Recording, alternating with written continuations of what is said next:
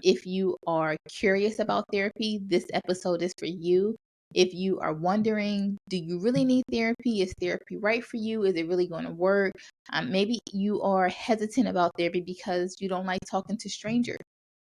This episode is for you. I have been very open and honest about my struggle with anxiety, depression, and other mental health issues. I always say that there are three things that really saved my life: therapy, God, and self-care. And so our guest today is my therapist. I sit down and I'm going to talk to my therapist, and we're going to talk about, what you should expect in therapy. I am willing to share my experience and why I picked a black male therapist. He's here to give his therapeutic perspective. So if this is you, tune in and figure out, is therapy right for you? It's going to be a candid conversation between a therapist and his client.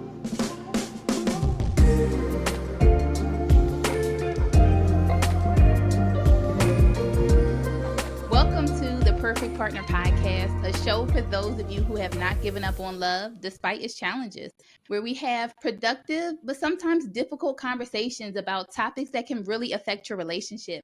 I am your host, Erin F. Darton. I am an emotional intelligence and relationship coach, and I am on a journey. I think it's my purpose at the moment to help you understand the importance of building and maintaining a healthy relationship by using your emotional intelligence. If you are familiar with my story, or maybe not, but I have been very open and honest about my struggle with anxiety, depression, and other mental health issues. Our guest today really helped to save my life, if I'm being honest. I always say that there are three things that really saved my life: therapy, God, and self-care. And so our guest today is my therapist.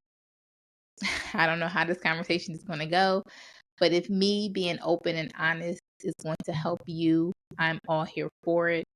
If you are curious about therapy, this episode is for you. If you are wondering, do you really need therapy? Is therapy right for you? Is it really going to work?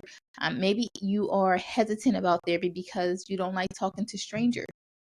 This episode is for you. I sit down and I'm going to talk to my therapist, and we're going to talk about, what you should expect in therapy. I am willing to share my experience and why I picked a black male therapist. He's here to give his therapeutic perspective. So if this is you, tune in and figure out, is therapy right for you? It's going to be a candid conversation between a therapist and his client. Our guest for today is my therapist, one of my favorite people in the world, Kevin T. Thorne. Kevin is a licensed clinical social worker. He is a product of PG County.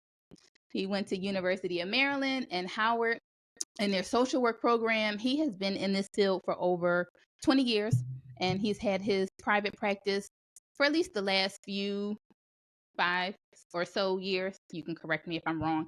And he has a private practice located in Bowie, Maryland. So Kevin, thanks so much for joining us. Thank you for having me.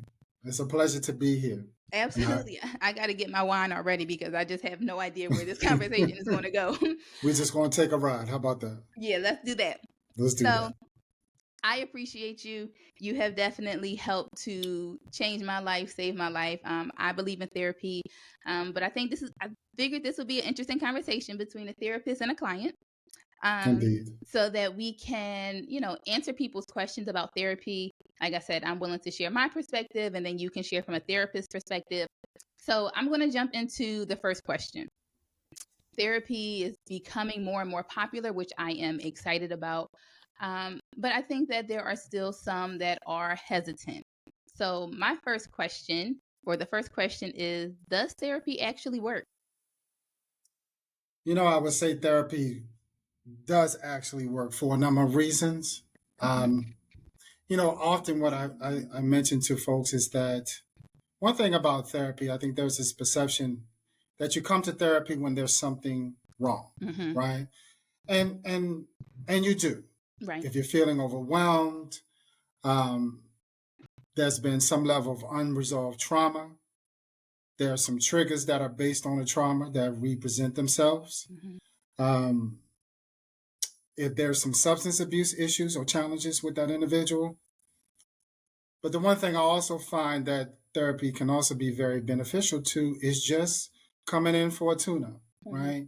Just being able to speak to someone that says, hey, I'm on this trajectory of some things that work well for me in terms of how I manage stress and how do I cope with being overwhelmed or some level of anxiety, right? So I just want to check in just to make sure that I'm on the right track, right?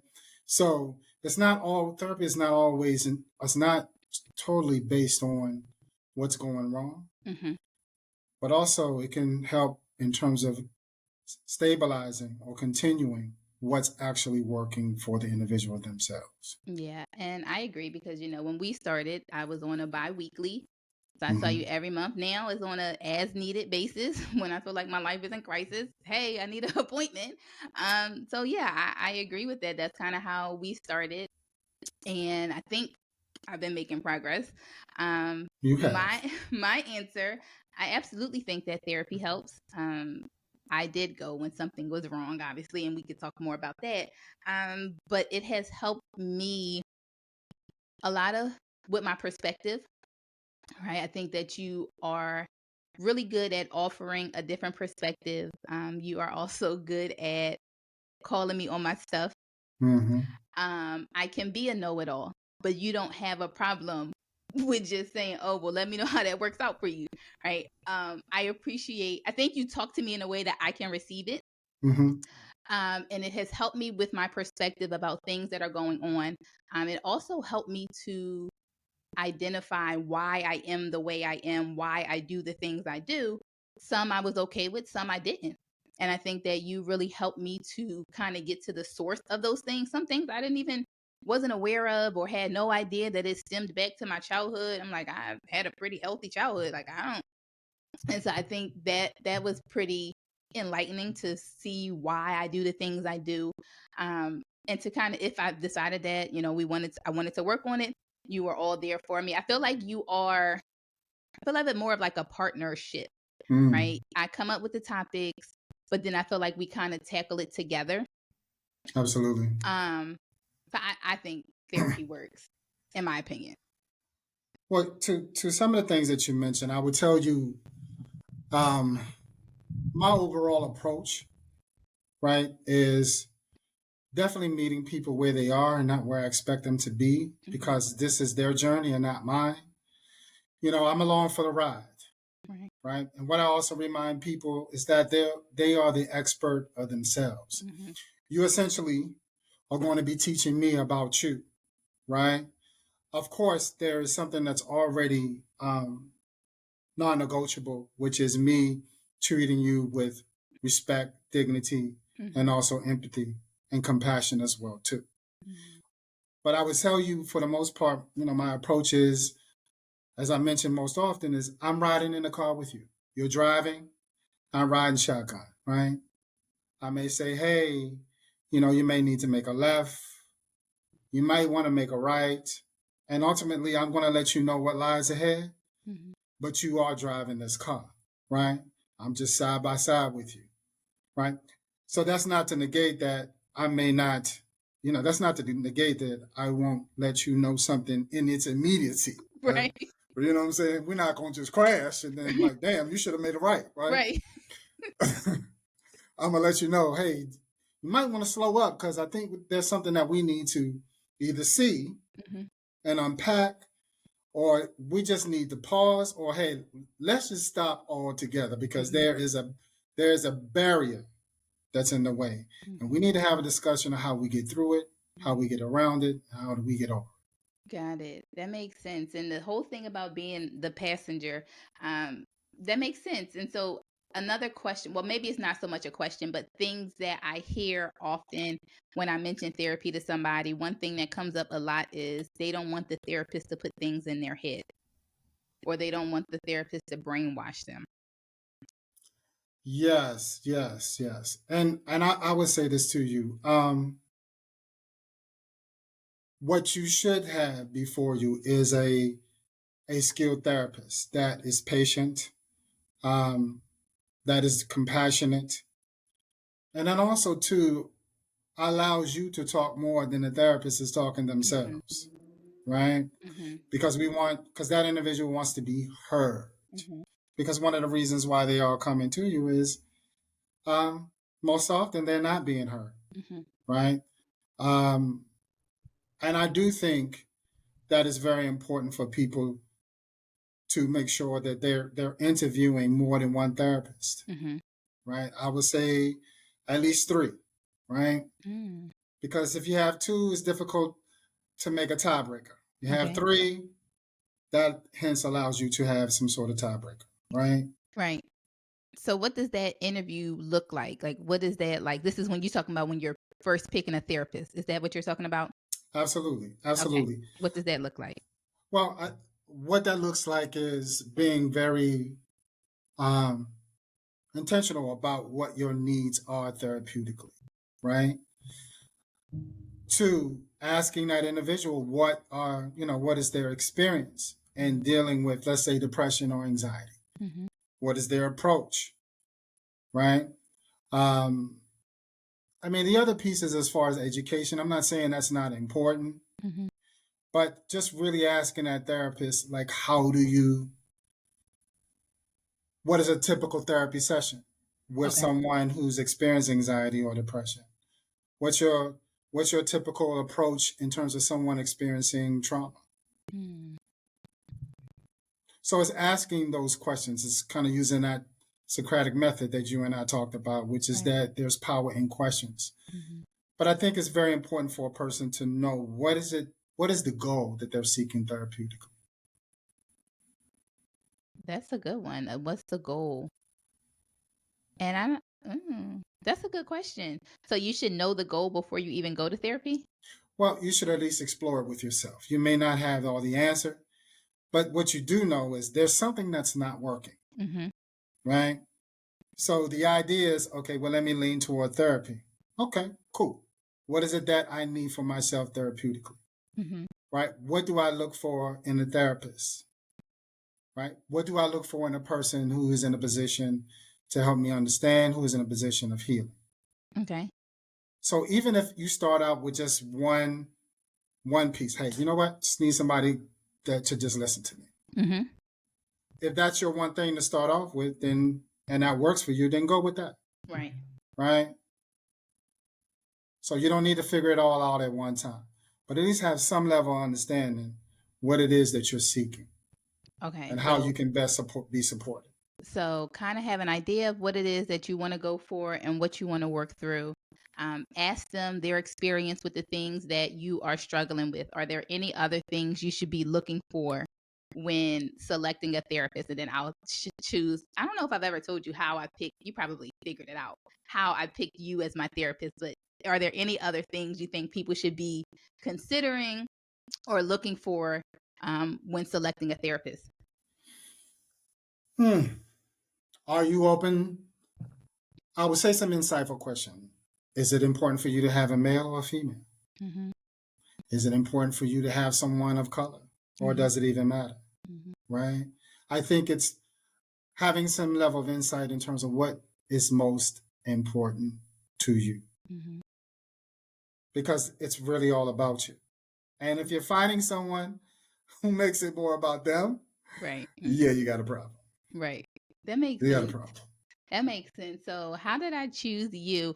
Why Um, did you choose me? how did I choose? So, I would say first, I wanted an older black woman, and I find that is common amongst younger women, black women. Right. Everybody that I've talked to about, looking for a therapist, a lot of times they seek an older black woman. Right. Somebody I think that we feel comfortable talking to, but we feel like they can relate to us, can also offer guidance, wisdom, right? Mm-hmm. But not necessarily our parent or somebody like that. So I think that is the first. I was looking for a black woman first. First time I went to therapy, her book was full, and so they gave me to somebody else that didn't look like me. That didn't work out too well, and I stopped going to therapy.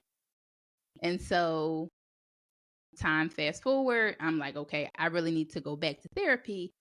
At that time, I still know that I wanted somebody that was black. And then at the time, what pushed me to therapy was a failed relationship.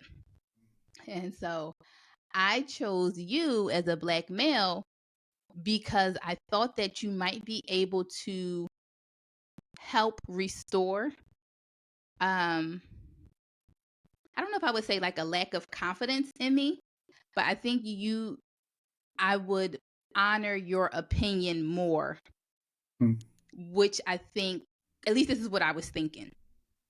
I would honor your opinion more, and it would help to restore some of the things that maybe the negative thoughts I thought of myself. Okay. Um, so that's how I decided on a Black male therapist. Well, thank you for choosing me. Yeah, that I don't think I ever told you that, but yeah, No, you haven't.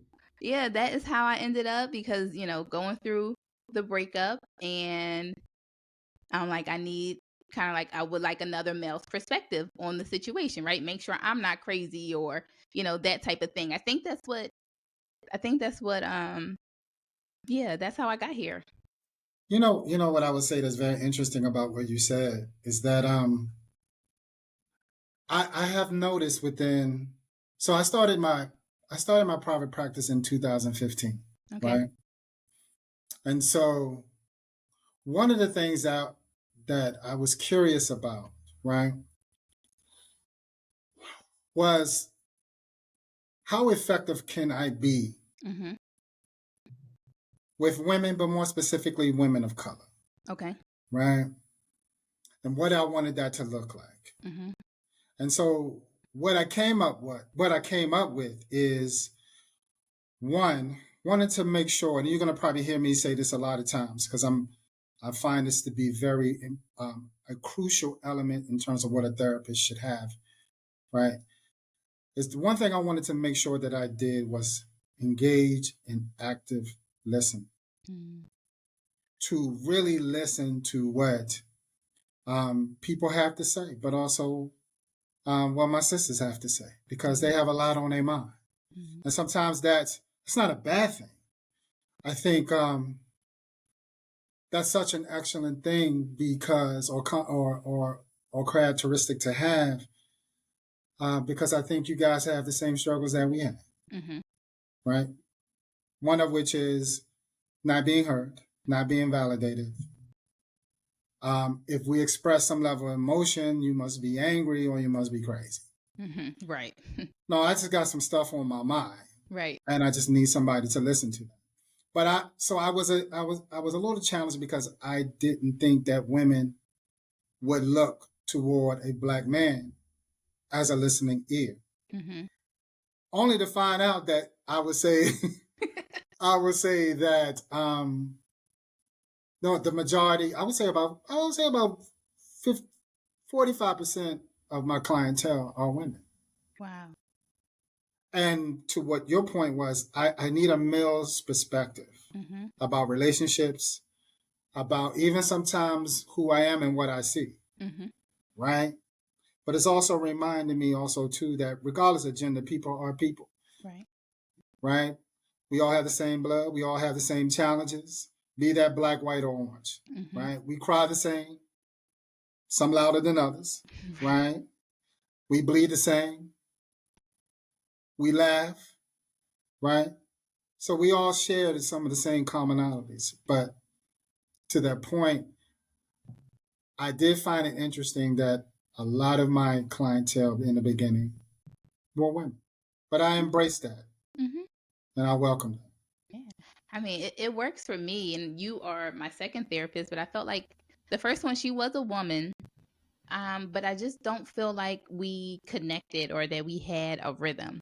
Mm-hmm. You know that I think about things before I even come into therapy. And so I feel like my previous therapist, like, she would just ask me like, "Oh, did you think of this? And did you think of that?"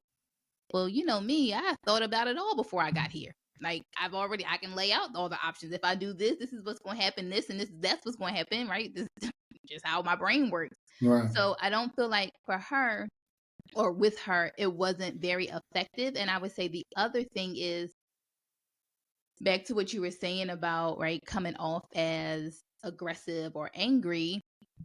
I felt like she was a bit timid with me. where, like you said, I talk loud. It might be passionate because obviously I'm here for an issue. Like, so I may be passionate when I'm talking, but I felt like she was a bit timid with me. And that doesn't work for me. Like, Right. I'm the type of person you got to say, why would you do that?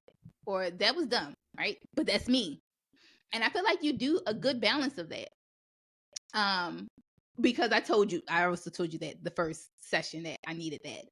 Right. So I feel like you do a good job with that. So I think the cultural sensitivity, I think that's important in terms of who you feel comfortable talking to. Indeed. You know, and I would say this to you. You know, I get requests for therapy all the time, right? And to that point, sometimes, well, oftentimes people that don't look like you and I, right? Which is cool, right? The one thing that I am very intentional about doing, because certain sites may not have my website, right? Or more information specific to my practice. The one thing that I make sure that I do is that I send people my website because I want you to see who I am, right? So that there's no surprises, right? If there's some things you're not uncomfortable with, 9 times out of 10, that person is able to work that out with themselves. Meaning either we meet or we don't meet, right? And I'm okay with that across the board. But I do want people to know that I'm a Black man because I'm very proud to be one. And I'm very proud also to be a person of color who's also a therapist. With that said, I have several persons that I work with that don't look like you and I. And there's some awkwardness, right? But what I'm very intentional about doing is making sure to remind them at the end of the day, we're just people, right? You have a problem that's not necessarily unique to you per se. The dynamics may be different, right? But also let them know, hey, you're not alone. There's a lot of folks who are experiencing, trauma, unresolved trauma, or depressed. I don't like my job. Who am I? Where do I come from? Where am I trying to go? Right? Because I have found that out. I've realized that at the end of the day, we're really all the same. We really are. We have traditions and cultures that differentiate us from, of course, the color of our skin, the pigmentation of our skin. Yeah. But really, you got the same thing going on that I spoke to with the last person. Right. And they just look different from you. That's all. So how do you approach cultural sensitivity and diversity so that all of your clients feel heard, understood, and respected? Normalizing, treating them with respect, dignity, and also being able to allow myself to learn what I don't know about them and their culture, right? So typically, oftentimes there is that discussion about culture, where I come from. So it just has a way of just kind of starting out first, right? Which is cool. Meeting people again where they are, understanding that there will be some differences, be that in language, be that in approach, right? But I allow people to teach me about them. I ask them more about themselves from a cultural standpoint. I mean, I'm going to touch on what's going on, what's the most presenting issue, but tell me a little bit about you. Right. Where you come from. How does your family, what does your family taught you about therapy? How do they see therapy, right? I even ask folks sometimes, what have you been taught about grief and loss culturally? So I ask questions about their culture. Okay. And then I also educate myself about their culture as well, too. And also teach them about mine when they're interested. That's interesting. Okay, so we figured out our therapist. Or maybe how do we know when it's really time to go to therapy? Like, what's the deciding factor, like, to pull the trigger? I'll let you answer, and then I'll give my experience what made me pull the trigger. I would say, to make a very long story short, I would say when one realizes that their quality of life has been interrupted, when their ability to have a zest for life, when they're feeling again overwhelmed, when they're feeling stuck and there's no movement, when there's that level of anxiety because a lot of what they're experiencing remains all in their head, and they can't figure out how to resolve a particular conflict or problem. I will also say when they're beginning to lean to a different type of coping skill, which involves excessive drinking, right? Using drugs, right, for a level of escapism. When your normal process of what you used, maybe it was, hey, I was really good in saying, hey, I'm not tripping this, I'm gonna let this go. When that no longer works, you might want to talk to somebody, right? I think also too, when you come to realize that your friends and your family members being as loving as they are and want the best for you, they hit you with, girl, don't you even trip that, don't even worry about it. It's going to be all right tomorrow. Sun going to come out tomorrow. When they don't realize the sun hasn't come out in several days, right? So I don't need you to tell me that. And or when you're not getting something that you need verbally. Because just the point of it's just going to be all right and the sun going to come out tomorrow. That joint worked for about 2 days till it no longer works. Because sometimes our family and our friends, they love us, but they just sometimes don't know what to say. Especially if you're a person who is known for, hey, you know what? Aaron got that. She gonna handle that. She gonna be just fine. Because we go to Aaron when we have a problem, got an issue, got something on your mind, talk to Aaron. Right? Can't figure it out, go to Aaron. So now Aaron is coming to them. And not because they don't want to, they're just not accustomed to being the person that helps Aaron. Does that make sense? That makes a lot of sense. And I think that last example is kind of with me. Well, kind of, because, lots of my friends are therapists. So I would say that my friends, they probably knew what to say. What made me go to therapy, I felt like I was being a burden on them. I felt like I had exhausted the amount of time I could spend with them, venting about the same thing. Gotcha. Right? Of course, but they're therapists, so they were open to it. But I just felt like I was getting on their nerves. It's the same thing over and over again, right? Like I couldn't shake whatever it was. I couldn't figure it out, and I was. What I always say is, I got sick and tired of being sick and tired. By the time I got to you, so you were my second time of going to therapy, I felt like almost every area of my life was in shambles, and I had no idea what to do about it. Yes, the relationship probably was the last straw, but everything was in shambles. Right. And again, I got tired of complaining to my friends. Part of it, I felt like they also didn't understand, right? Not a lot of people, when you go to tell somebody, I don't like being an attorney, not many people can understand that or receive that well, right? Their first reaction is, what, you're crazy, or, you did all that work, or you spent all that money for that degree. And like you said, that is actually pretty dismissive. It doesn't help with how I'm feeling.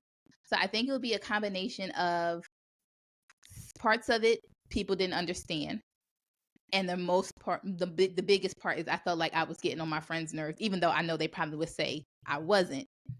I felt like I was, and I felt like I wanted a clean slate, like a neutral person, right? Obviously, my friends love me, right? Especially talking about relationship stuff. They're like, F him, we want on your side, which is not what I necessarily needed in that moment, even though, like you said, I know it came from love. I know they want to help. It just wasn't helpful to hear at that moment. So having a neutral person that didn't know anything, that it was really helpful for me. So that's kind of what Absolutely. made I got sick and tired of being sick and tired. That's what did it for me. And that's another reason why people seek therapy. Yeah. You get sick and Absolutely. tired of being sick and tired. Absolutely. So what kinds of things should people go to therapy for? What kind of things? Mhm. Um, I think people should seek therapy again when there has been a significant change in their life, Okay.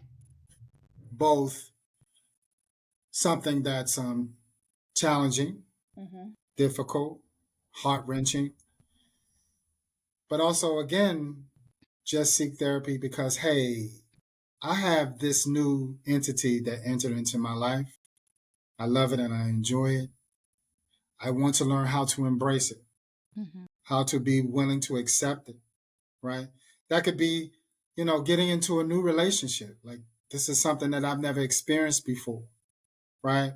And I have some fear because I understand that there's, the grass is green on the other side, but I'm actually stepping into the grass and I'm Mhm. actually on the other side. So please help me process that, Mhm. right? Because I don't want to bring in old stuff, right? That may hinder or disrupt this new normal that I've sought for myself, and it's actually taking place. So again, therapy is also for someone again when their quality of life has significantly been disrupted or disrupted. Um, when they don't have the answer and they need to seek counsel. Hmm. That's a good one. So then what do you say, 'cause and I hear this a lot of times, um, to people that are not comfortable talking to a stranger, right? I've had people say they're not open to therapy because they feel like there's no love in it, or they don't want to talk to a stranger, or they have trust issues. What would your response be to that?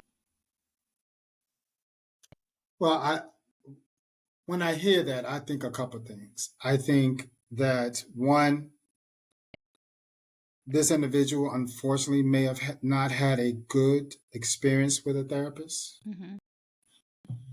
Two, there's something that is so important for us just to have as human beings, and that's having a level of faith, right? And what's powerful about faith is that you have to have a belief in something that may have not presented itself, right? You don't know what it looked like, but there is faith that it will present itself. And one thing about having faith, it also allows you to have trust, Mm-hmm. right? And so for some folks who just, and that's also, and I also operate from this understanding. There are some people that I can help. Mm-hmm. There are some people who I cannot help. And there are some people who just simply don't want to be helped. And all three are okay. Because what I try to make sure that I do is give them the best part of what I can provide them therapeutically. And that best part is acceptance of them, not being judgmental. And I'm good for questions. So I'm going to get an idea of who you are and how this is going to work for you just simply by asking questions. Mm-hmm. But my questions are predicated about what do you want? What do you need? And how can I best support you? Mm-hmm. So those that you feel like you can't help, like, so do you, like, what happens? Like, do you tell some people, no, we're not a good fit? Like, how does that go? You know what? I that's a good question because I typically let them blow me out because I'm going to be the same. Here's the homework because I give homework. What are your thoughts? Let's have a conversation. Let's problem solve. And if they buy into it, they do. If they don't, because some folks I meet and they're like, they want me to give them a quick fix. First of Mm-hmm. all, I'm not in the fixing business because I don't see you as broken. Okay.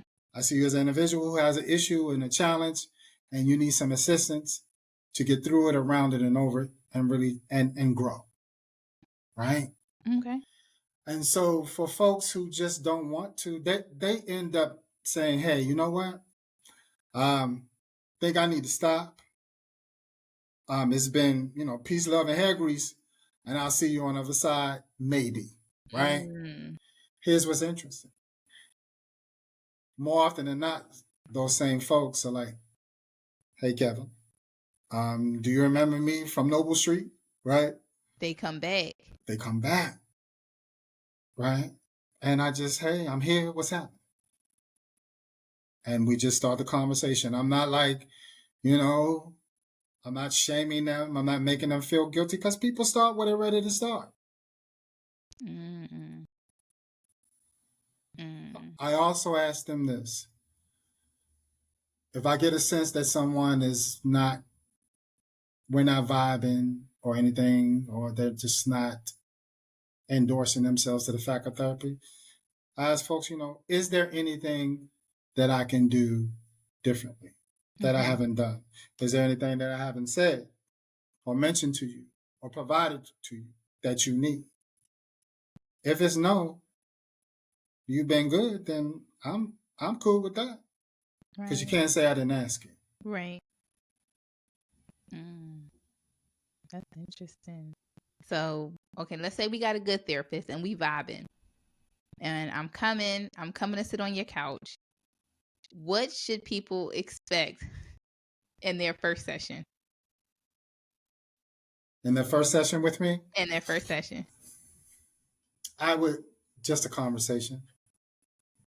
Just a very relaxed conversation about who you are, what you like, what you don't like.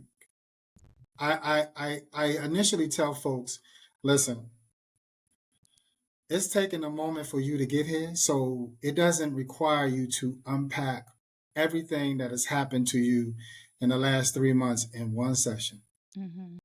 So, I use I use an intake sheet that talks about, the presenting issues, social activities, recreation, family, employment, right? Affect and mood. So I have a guide that I use, but I really try to make sure that we just have a conversation. And then what I typically do is I've already had a telephone consultation with that person. So when we go into our first session, I already kind of set the stage for them so that there's some level of comfortability, right? That doesn't say I don't, there are times that I have to repeat it. That's cool.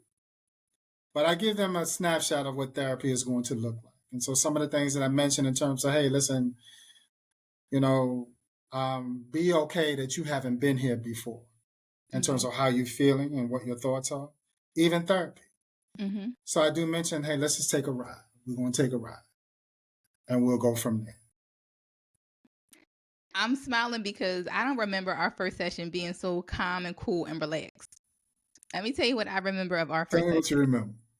I came into the office and I might have had to wait a little bit. You might have had somebody in there because I was probably on time. I probably was sitting outside and early and then came in. And we went inside. I remember the intake form. I remember you asking me what's going on. And that was it. The tears started flowing.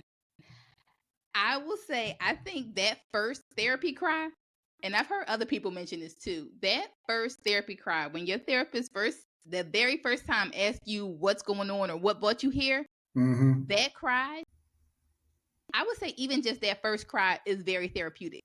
Like, it's like a sigh of relief. Like, I am here. I can finally unload everything, right? Especially if you are the go-to person for everybody else, or, right, you have to be taking care of everybody else that's in your family, right? This is finally your space to just be. And that first, what's going on? That's all I remember, honestly. I feel like I cried for the whole hour and then was like, okay, I'll see you in 2 weeks, is what I feel like. Well, you know what? I would say this to you. That's an example of, it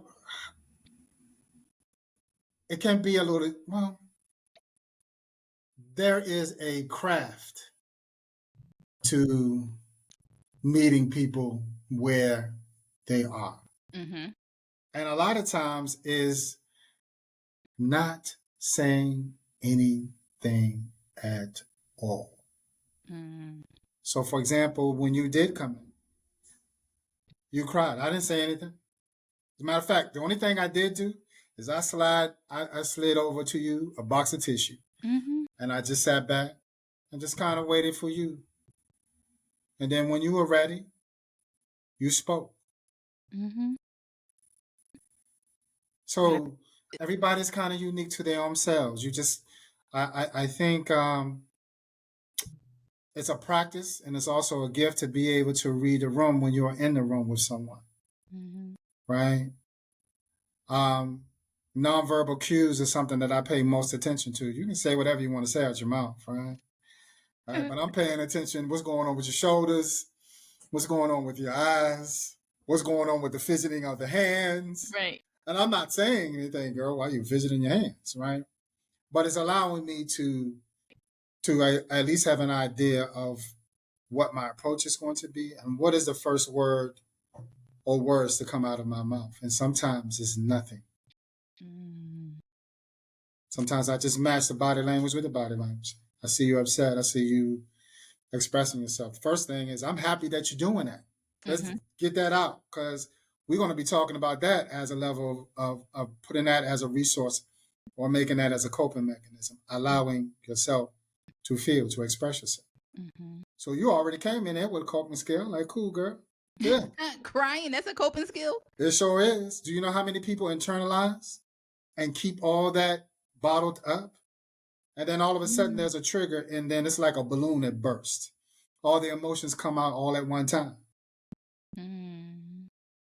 Now you looked at, what's wrong with her? Right. Right? She crazy. She all over the place. Right? Instead of not necessarily what's wrong with her, but what happened to her. So I shouldn't feel bad about being a crybaby? No. Oh, I'm writing this down. I'm saving this. It's okay to be a crybaby. I would say this to you. It's okay to allow yourself to be comfortable in your emotion. If that's crying, we're talking in the therapy session, right? If it's crying, then cry. If it's, I need to scream and yell just to get that out, go ahead. Because one thing we're going to be talking about is the cost and the benefits of internalizing. Because there is some benefit to it. Because sometimes you can't say what you want to say right then and there. Right. But then there's this level of balance that's most important. So what would you say to, because what you just said, it kind of put me in the mindset of men, right? I know that I don't like to really generalize, but I know that there are some men that are not open to therapy, right? They got to have it together. They got to keep it, be cool.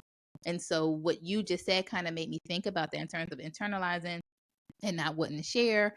Maybe it's looked at as weakness. So to men specifically that are not open to therapy, what do you have to say to them? And when you say not open to therapy, what do you mean specifically? Meaning they don't want to go.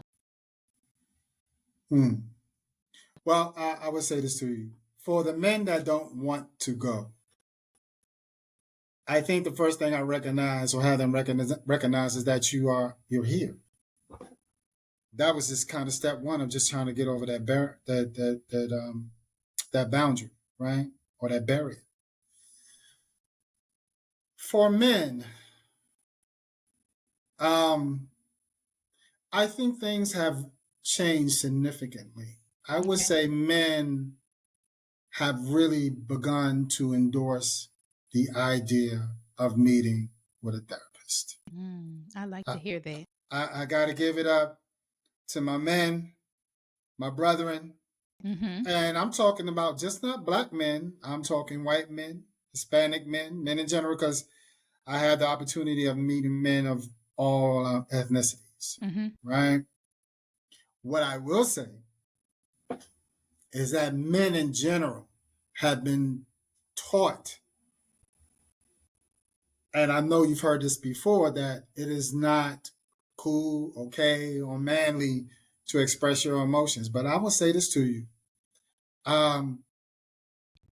I actually have a lot of men who break down in tears. I love that. And I let them know, man, get it out. There's nothing wrong with it. Let it go. And I let them know, hey, I'm not even looking at you. You let me know when you're ready. Because the first thing I want to do is remove this whole shame, right?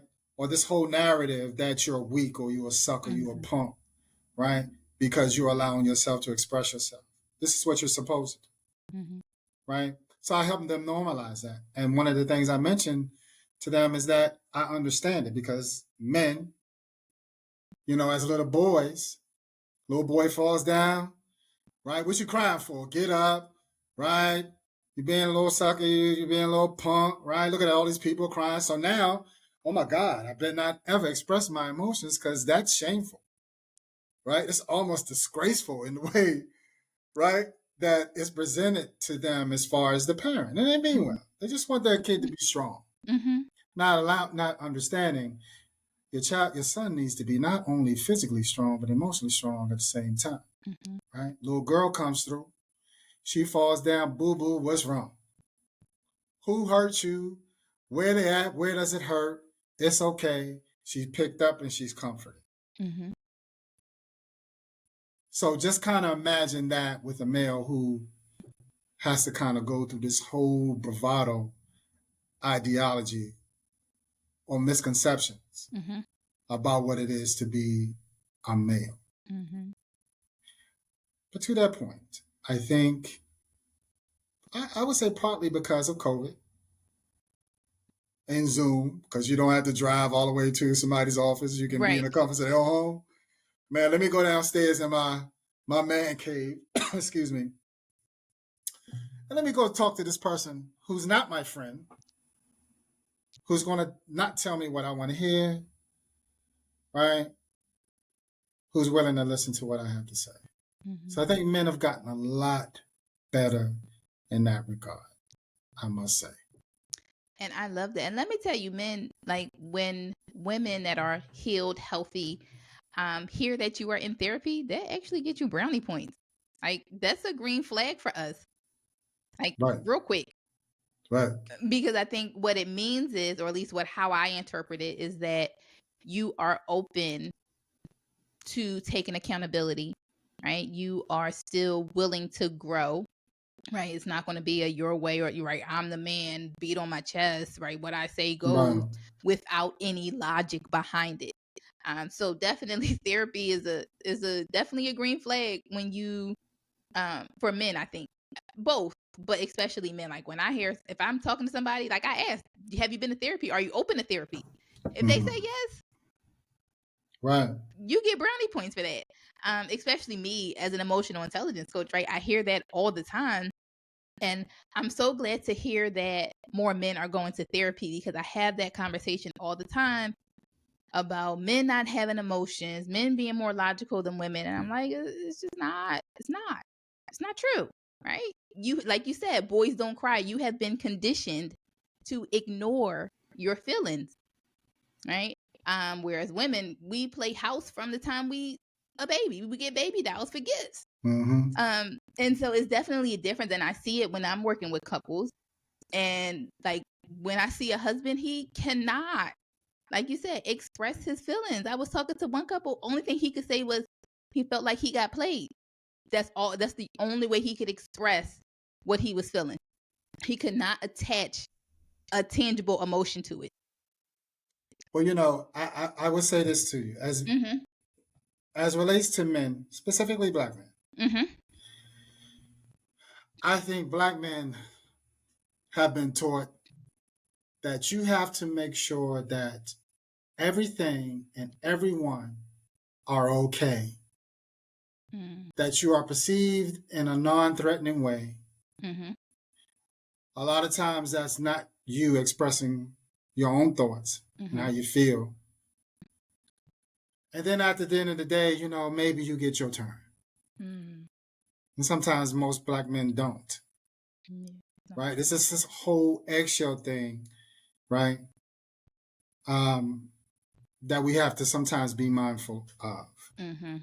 To that point, again, I think men are also understanding, hey, that's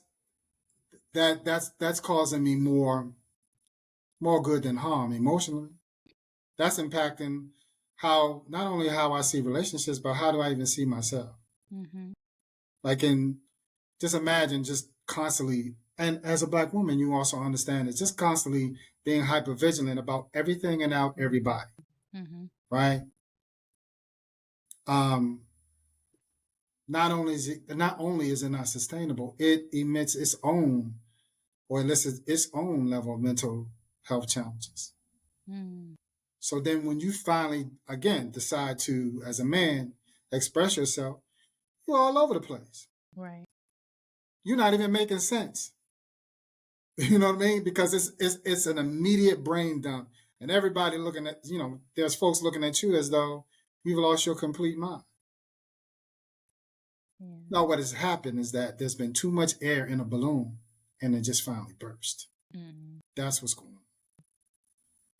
And instead, we should let the air out a little at a time. We should, we as a society should start seeing men, Black men, as breathing human beings. Okay. Not as dogs, not as this athlete, right? Not as less than, or a person who has to make sure that everybody's okay. Not look at that person in terms of not being able to emit their emotions. It's just allowing them the opportunity to do so.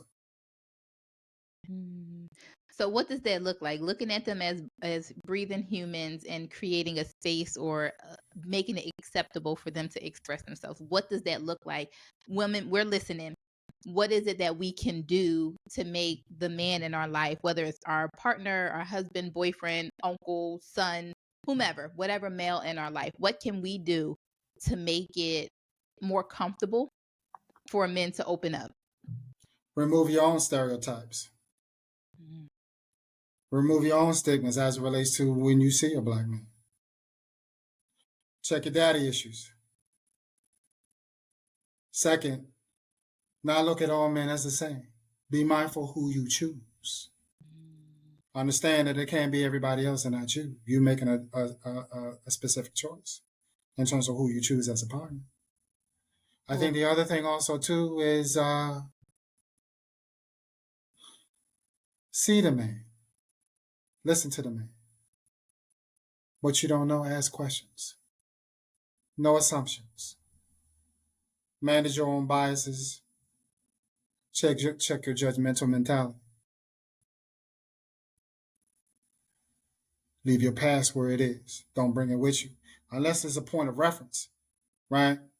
And what I mean a point of reference is it's going to be something that allows your future to move forward. But the past is not something that you sit in. It's not a bench. Right? If you need to go to the past, okay, let me get what I need, because there's something about the past that's going to allow me to improve my present and also my future.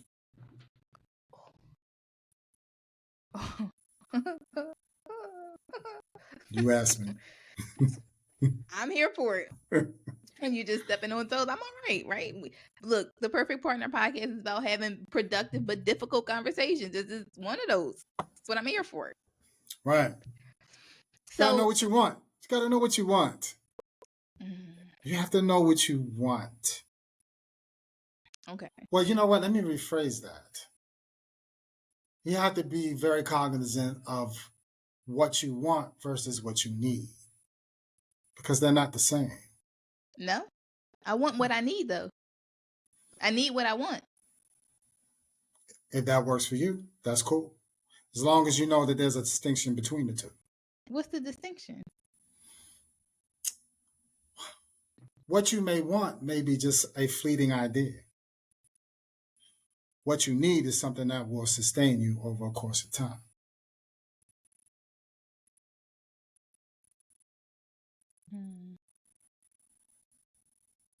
Just put a pin in that. We can process that in therapy. Okay. So we have some comments here. So Sure. somebody said that men are afraid to show vulnerability. He's learned that mature men that are spiritually inclined are more receptive of being, vulnerable. Somebody said he would have to surround himself with positive men and support groups that build men up spiritually and mentally. He said he belongs to two groups. So what about male friends? So I just found, I agree with not that. just found out, but I've heard that men don't have like boy talk. Like we have girl talk, like how we will sit around with wine and talk about life, our relationships, money issues, budgets, travel. Like we just talk. I find that men don't do that. I think men do that. They Okay. may not tell you that they do that, Okay. but I definitely think that men definitely converse and present certain challenges, Okay. try to problem solve with one another. You know, we're not just all of us are not just simply, just kind of watching some sports and kind of chucking some things down, Okay. right? And trying to kick some old bravado stuff. Mm-hmm. I have a very great tribe of men, and we just sit down and we talk, right? I would tell you this about men, and this may not be specific to all men. I Mm-hmm. think I think the thing about men is that men don't necessarily do new relationships, right? As much. What Okay. I mean by that is men have a group of guys that they have been rolling with for quite some time. Okay. They feel comfortable with this group, right? Um, it's a reciprocal relationship, right? And so with men, typically, if I don't know you, then I don't really Yeah. roll with you, right? Mm. And so the only problem with that is as we age, we start losing our core group of friends. Okay. Be that through just a different dynamic in their own family or our families, and sometimes death, right? Mm-hmm. So we kind of stick to what we know, what's comfortable for us. Mm-hmm.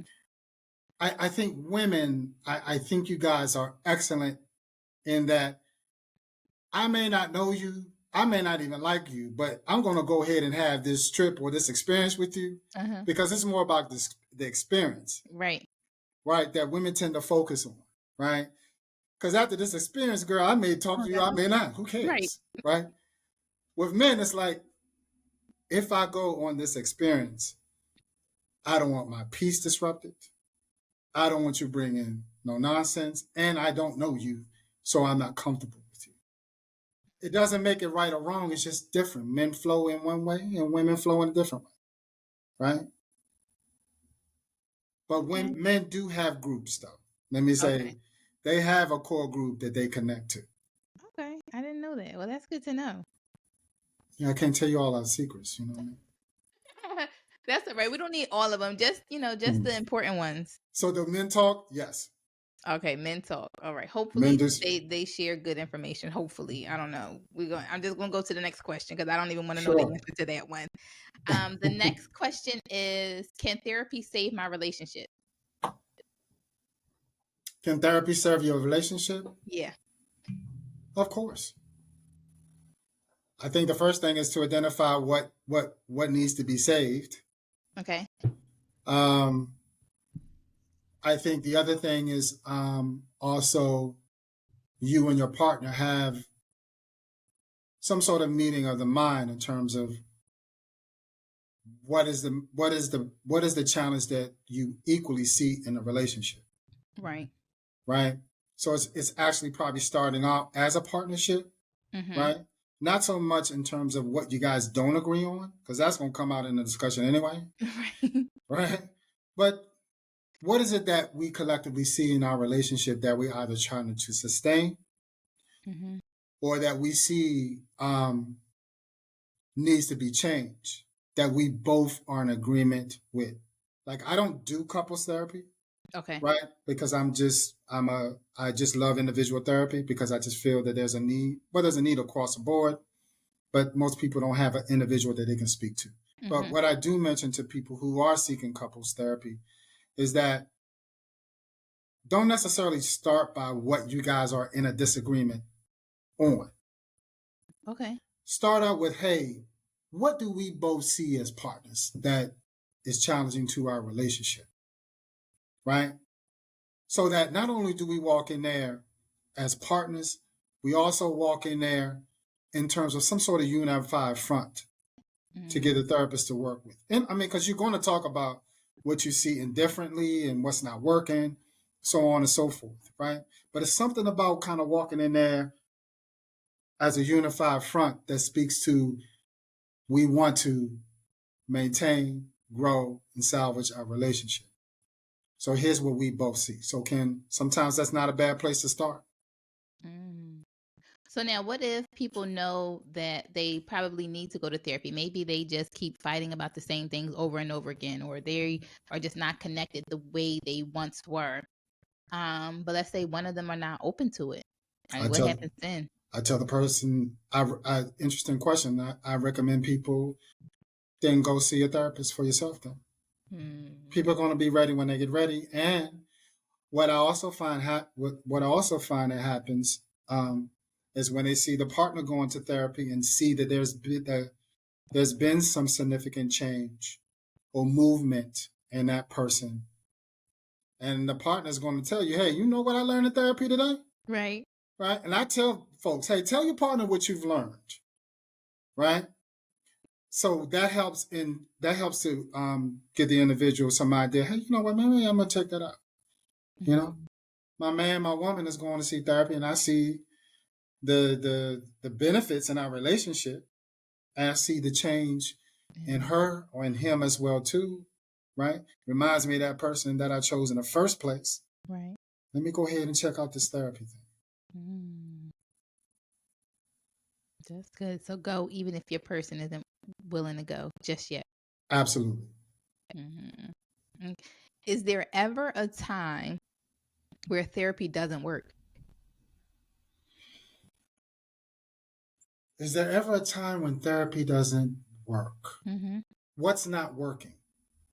I don't feel like I'm still depressed. I'm not happy. I feel like my life is still in shambles. I don't feel any better. I don't feel any different than when I first started.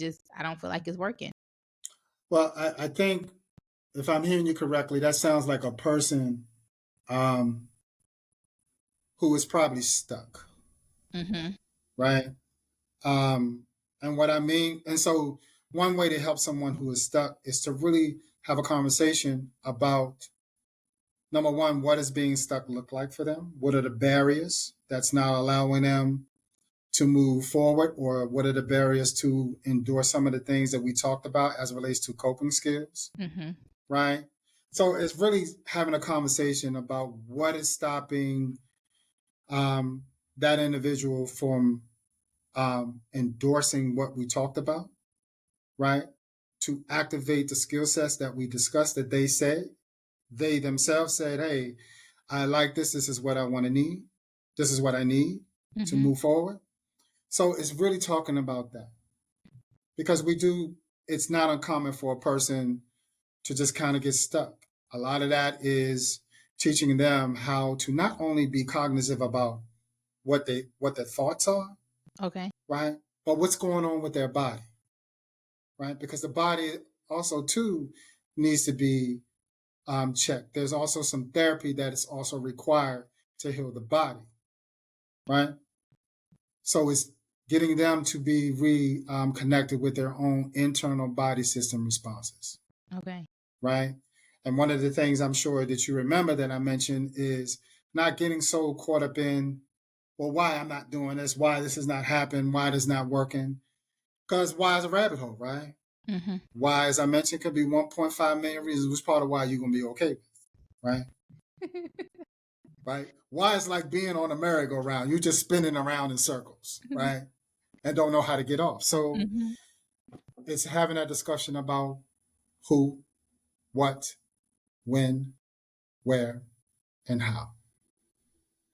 So just having that discussion about, well, what is this about what is causing you not to utilize the skill set we talked about. What does feeling stuck? What does that look like for you? How does that feel? Give me an idea. So it's unpacking that stuff using who, what, when, where, and how, not why. So, but then what if somebody feels stuck because maybe they don't feel like their therapist can help them anymore? Like, is that a thing? Like, you can feel like, okay, my therapist did all they can do for me. Is it like, is that really a thing? That is very much a thing. That's very, very much a thing. I mean, even I experienced that as well too. Sometimes there's a challenge or situation or opportunity to grow. We meet that objective, right? And sometimes that's just where it is, right? And so it may be time for that individual to go to another therapist to allow them to move forward in where they're going. Okay. Now, sometimes to your point, it's just not a good fit. We tried, there was some conversation and it's just no movement in it. It's not that sometimes, well, I would say that sometimes there's a bad therapist. Okay. Right. And then sometimes there's an individual who is, okay, I'm here, fix me. Ooh. Well, I don't know anything about you, number one. Right.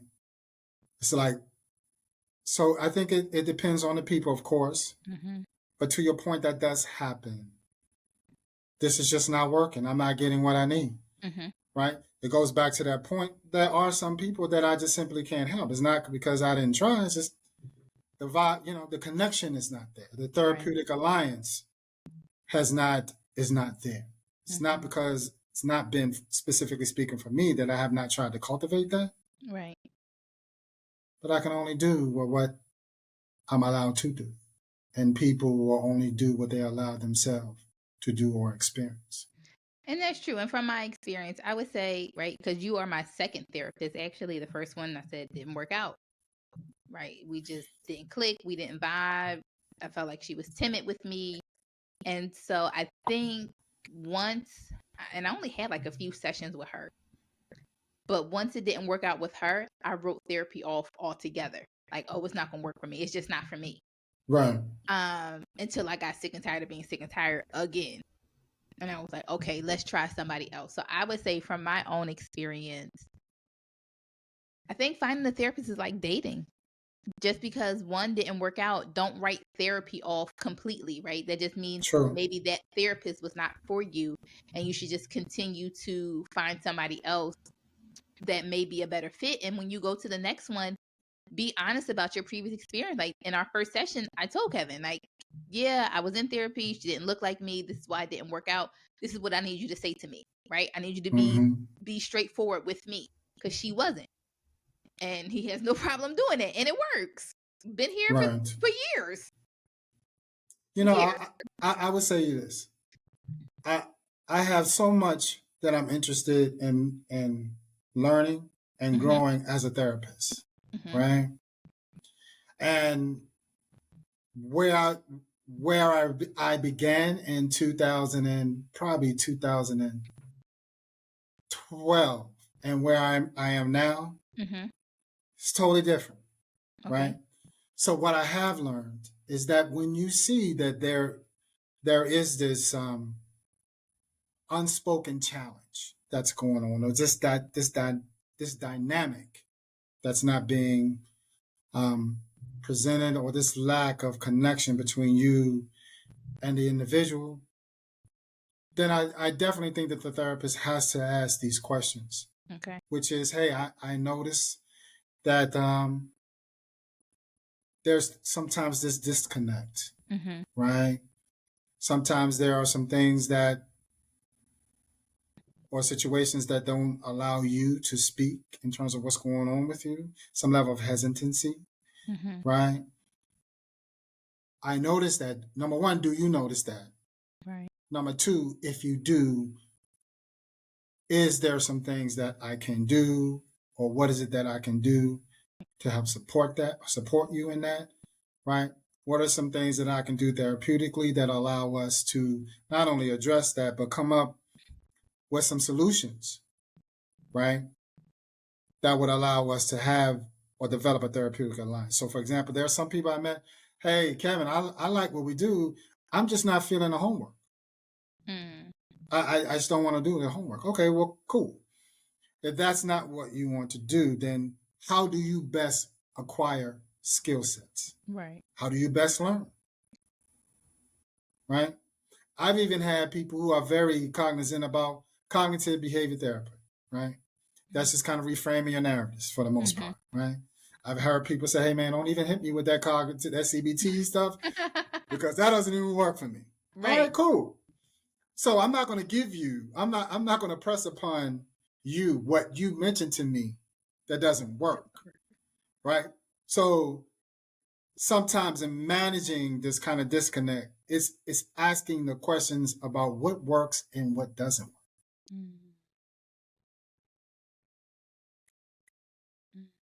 Yeah, that's true.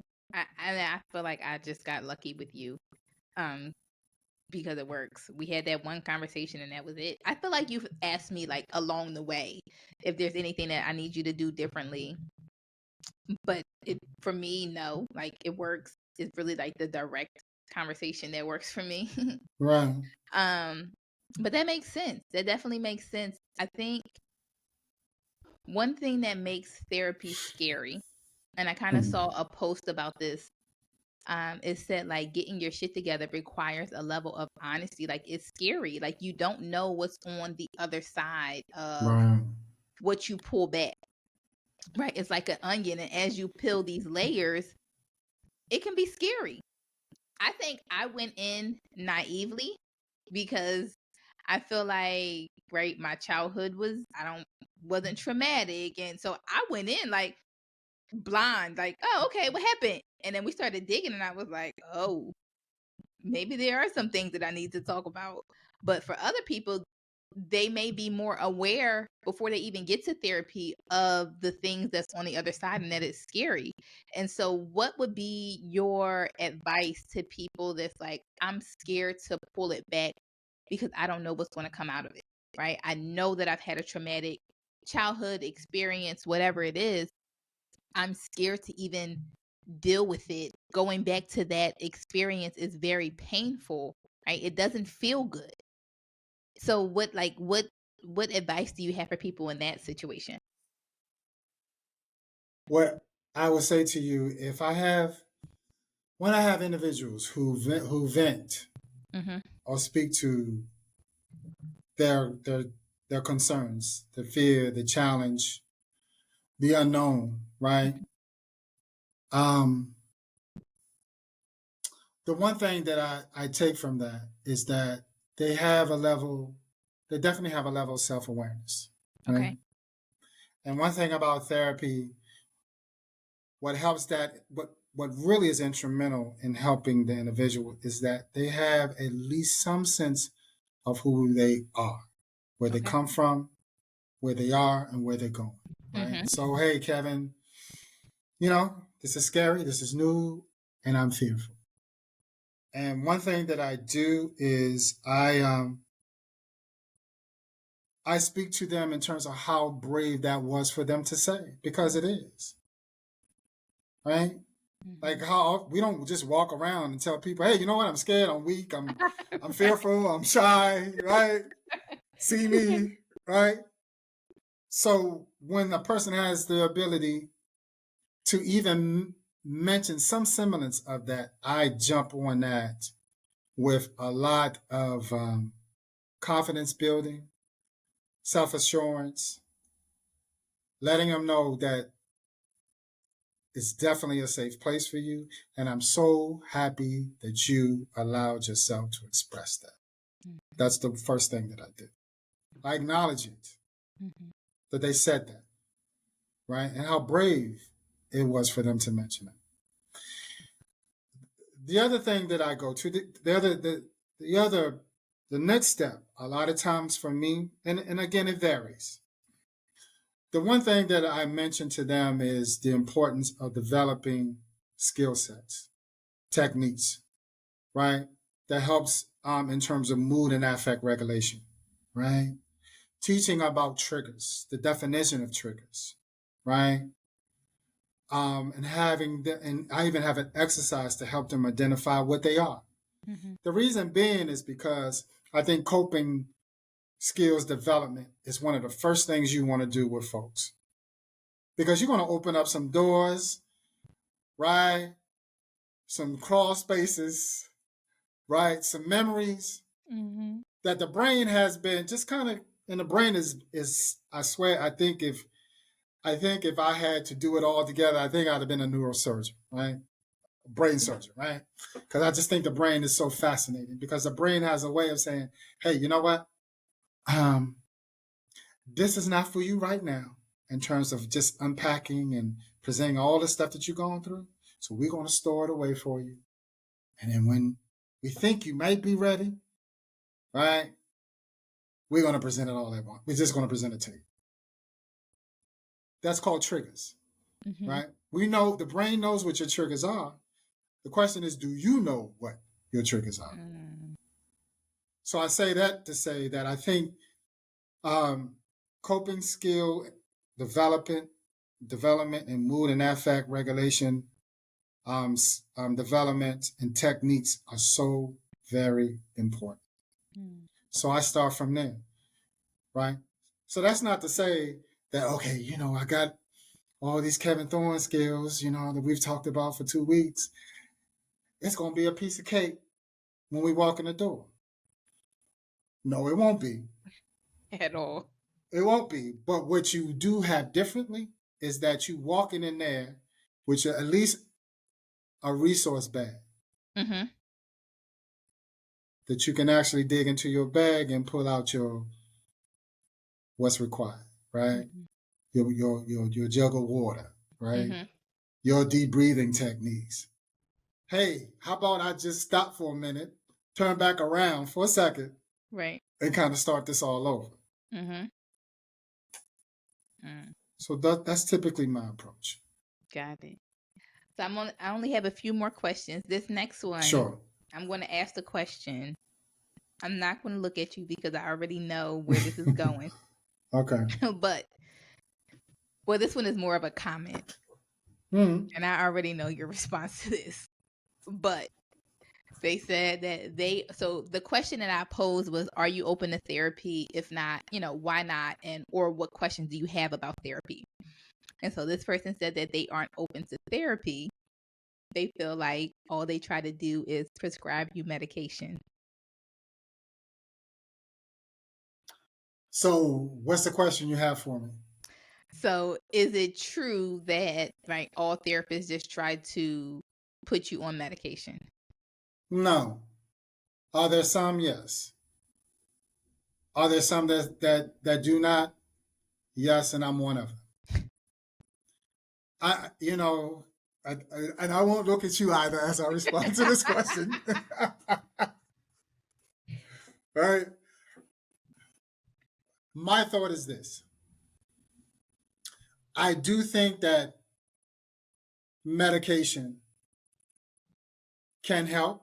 I think sometimes in extreme situations, when a person is not able to function, to make decisions, to engage in a level of self-care, when they isolate to the extent that it's even causing that individual to engage in some sort of suicidal ideation, to the extent when that person is thinking about self-harm, right? I do think that meeting with a psychiatrist or a medical professional, I think that it's definitely required to have a discussion. Do I think that because, you're at work and you're stressed, and the first thing that I'm going to tell you is, take some Prozac or take a Xanax to manage your anxiety? No, I'm not going to go there. Because I think that there are some forces that are innate to people that they just need to tap into that will allow them to ground themselves, to be present, and to problem solve correctly. But I am not in agreement with somebody saying you had a bad day and your friends are tripping. I think you need to go ahead and take some medication. I don't agree with that. I can attest to that. So the reason that I said that I wasn't going to look at Kevin is Kevin hates that. Can I look at you now? Can I look at me now? Okay. I'll let everybody in. I'll share. Kevin hates that I take medication for anxiety, depression, and my ADD. But I will say this: he never makes me feel bad about it, and Absolutely. I can appreciate that, and I respect that. But I for sure know that he tries to give me tools in place of my medicine for anxiety, depression, and ADD. So that's why I'm like, I'm not even going to look at you because I know you dislike that I take medication, but I really do appreciate that. You're right. You don't make me feel bad about it. You don't judge me for it. Every once in a while, you'll check in like, hey, you still taking that? Have you seen your psychiatrist? Like, right. And that's me knowing like, okay, he's asking if I'm right. So I will say that no, not all therapists just put you on medication, because if it was Kevin's way, I wouldn't be taking anything. I'm working on it. That's not true. I take that back. I'm sorry. I'm not gonna lie. I'm not working on it. Ooh, we got some things to talk about soon, don't we? I do think I would say, for the record, do I think that medications can help? Yes, I do. For all the reasons that I mentioned. I mean, quite naturally, if I see someone whose acuity level has skyrocketed, right, to the extent that they're not themselves, and all of what I mentioned, matter of fact, not only do you need to seek medication, let's talk to your psychiatrist or medical doctor like tomorrow, and you can have me on the other line. Right. Right. But just passing out pills. Nah, it's not your thing. Nah. Okay. I got a couple more questions. Some of them we might have answered. What are some common misconceptions about therapy that you often encounter? Some common misconceptions? I would say that the misconceptions that the person may have is that, oh, you must be crazy because you're going to see a therapist, right? You should be able to work that out, right? Generational stuff sometime with us is, hey, you don't be telling nobody your business, right? You need to come talk to us about what's going on, right? In that scenario, it's really more about them than it is about you, right? Secrets. I think that has been the terror for people of color, keeping secrets. I digress on that point. Yeah. One that, hey, you need to leave the past in the past, right? So what you bringing up the past for? Bring up the past because the past is unresolved and is negatively impacting my present and my future. And I would say, how you going to go to someone that doesn't even know you? How you going to talk to somebody about your business? They don't even know who you are. Right. Let me tell you something. That's probably the best person that you need to talk to is someone who hasn't the clue to who you are. Right? Because 9 times out of 10, that person also is going to be very authentic and genuine about what they think and about what they assess. I like it. So we've answered this question multiple times, but one more time. Can you explain why therapy is important for mental health, well-being? Why should people go to therapy? Okay. Why should people go to therapy? I would say this too. I think one of the reasons that people should go to therapy and why they go to therapy is because there is something very significant about their life that they want to change. And with all the efforts that they've tried to make on their own, they're having trouble making that change independent of a higher level of support and care. Mm-hmm. Period. I like it. Period. Period. I like that. Any final thoughts about therapy and what's your employ for people to go to therapy? All of that. What are my final thoughts about therapy? Mm-hmm. Or can I ask you? Let me ask you a different question. Sure. What made you become a therapist? What I made feel me like become? I feel like there aren't really that many Black male therapists. So what made you want to be a therapist? Especially like you've been at this for over 20 years. 20 years ago, therapy definitely wasn't as popular as it is now. So like, Good question. what made you become a therapist? I think what made me become a therapist is I think even as a child, I was always interested in human behavior. I was always interested in the way that people think and the way that people function, and what causes people to think in the way that they do, and what causes people to behave in the way that they do. Right? I think one of the things that I enjoy about being a therapist is just watch people remind themselves or tap back into the power that they have about themselves, about the power and control that they have of their own lives. And when they're reminded, how do I say this? When they're reminded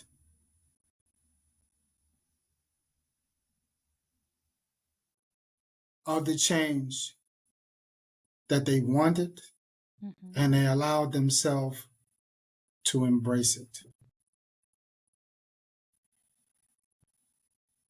I like the growth of people. I love the growth of people. I love to see where people start and where they end up. Not realizing that you had the strength and power to do it all along. You just needed a facilitator to help you through that. I would be honest. Sometimes the people that I help, I'm sometimes amazed in the way that I have been able to help them, but I've also understood that I could not help them unless they wanted to be helped. And I like that. I enjoy that therapeutic alliance. Right? You got somewhere you want to go, and I want to roll with you, and I want to see you get there. But I also have to recognize I can't want it more than they want it. But then when I do see that they want it much more and they achieve it, I'm so excited for them. Right. I'm so happy for them. You know, folks be wanting me, they want to invite me to certain things, and some stuff I can't go because I got to make sure I maintain a boundary. Right. Right. Some stuff I do go. Okay. In terms of, retirement, graduations, I may go. I may not let them know that I did go. But I go. But I love to see the change in people, and they also see the change in themselves, and just how happy they are to rediscover who they are, who they were, and where they're going. I love that. So give us a success story. So do you have any success stories, or maybe your favorite success stories? Any of that? I would tell you this: all of what I just mentioned, in terms of seeing the growth in people and them seeing it in themselves and watching the trajectory of their life moving forward, I think those are success stories. Okay. Right? I would say, in short, I'm still working with a person who, a senior person, life experience, a wealth of knowledge, and I was able to help that person manage the grief and loss of their true love. Right? And with this person having so much wisdom, I'm like, I want to know what I can do for you in that. Right. You know what I mean? I mean, I can go through the stages of grief and loss, you know, I can do that and we can process that. But the one thing that I found, and this was also by asking questions, the one thing that I found that I was able to do best for her was to be present and to listen, to listen. And I'm going to tell you something that doesn't hurt either in terms of our therapeutic approach. It's a little bit of humor, right? Not laughing at the situation, right? But just inserting a little bit of humor just to kind of just, you know, kind of break the heaviness, if you will. You know, I do that with you. You know what I'm saying? But in terms of success story with this particular individual, it was just walking with them, right? Letting them know that, hey, you know, you haven't been here before. You've been, to what I mentioned to you, you've been the strongest person most people go to, you know, and just allowing yourself to go to other people, to identify the people that you can go to. And they did just that. Right. And she's cool. I love that. So She's good. I guess I will share you if I have to. So if other people need you, I won't act like that. Kinda I am, but I won't act like that now. But I am. Okay. You have definitely been a blessing to my life. I feel like you have saved my life.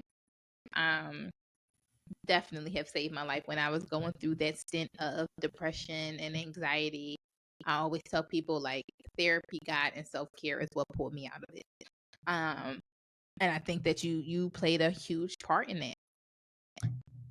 If somebody else, if I gotta share, if somebody else wants to get a hold of you, if they want to seek your services, how can they find you? So they can find me on my website, which is Kevin Thorne, KevinThorne.net. Okay. So I definitely have a website.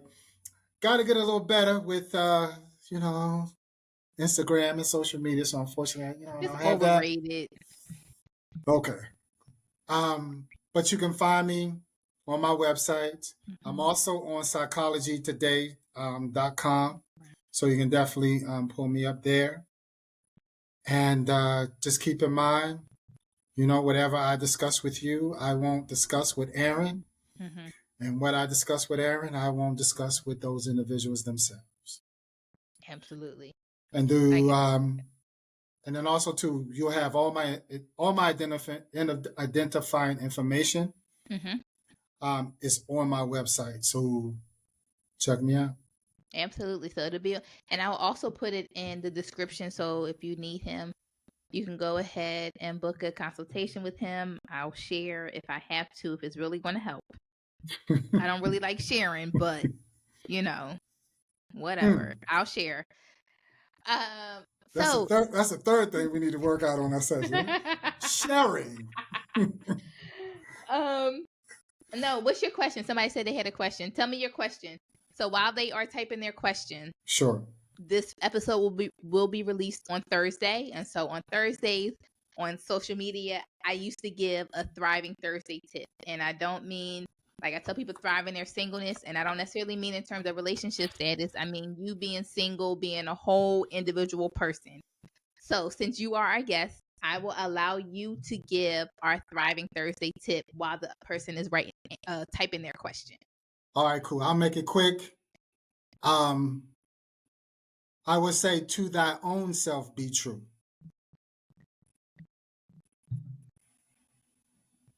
Yes. Period. Done. Mic drop. Out. And he is consistent with that because I hear that in the back of my head whenever I'm doing something or when I want to tell somebody no. I always blame it on Kevin. Kevin said, yep. Kevin said to myself, be true. And so I tell people no. What's your question? We got time for your question.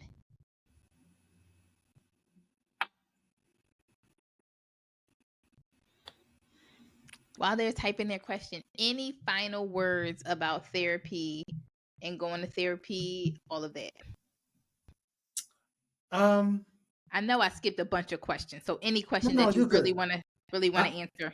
I would just say, just to kind of piggyback on,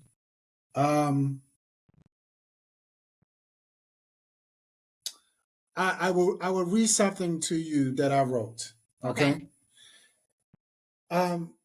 So therapy, in quotations, will cure a person. The willingness to seek help is a sign that a person wants to better understand oneself and life. Typically, however, a person must be willing to invest in self-care, self-reflection, and time to overcome the issue one brings to therapy.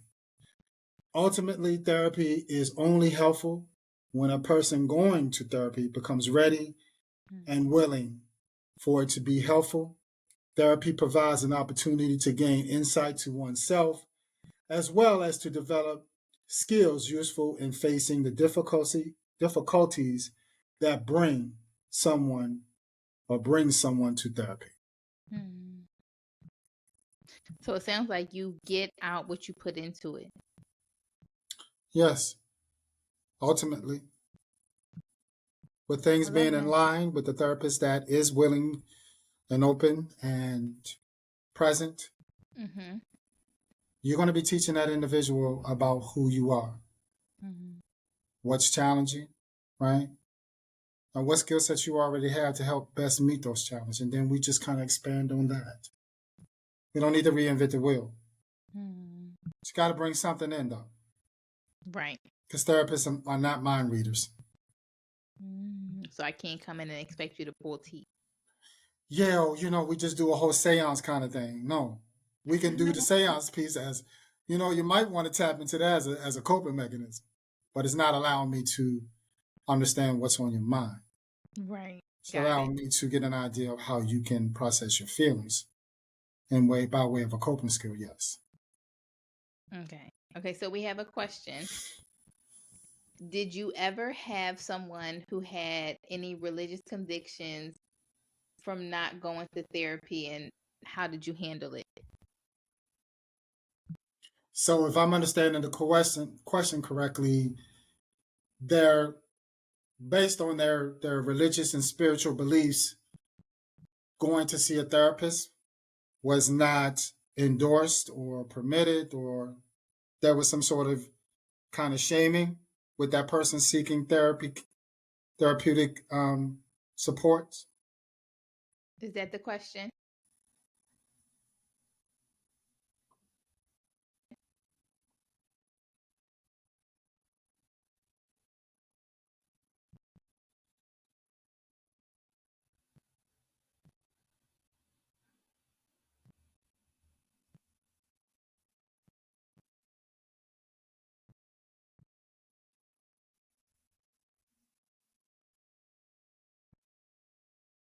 Mhm.